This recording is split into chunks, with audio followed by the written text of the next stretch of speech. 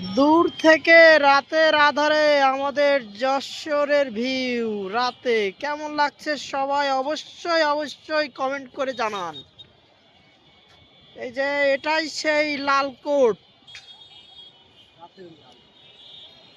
পাশে আছে ভৈরব নদী এবং ইকো পার্ক। এই যে আছে আমাদের 250 হসপিটাল, যশোরের সব থেকে বড়। আর এই যে বড় হসপিটাল ইবনে সিনা। এটাই হলো আমাদের যশোর রাতের ভিউ, দেখেন সবাই। আর এই পাশে আছে আমাদের টাউন হল ময়দান, একসময় ছিল ভরপুর জনপ্রিয়, এখন এখানে ফাঁকা ফাঁক।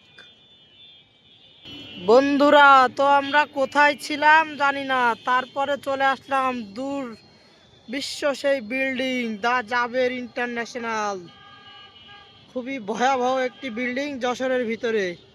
আর এটাই ছিল যশোরের ভিতরে সব থেকে জাঁকজমক একটা বিল্ডিং, দা জাবের যশোর। এর আগা থেকে গোড়া পর্যন্ত দেখে নেন সবাই।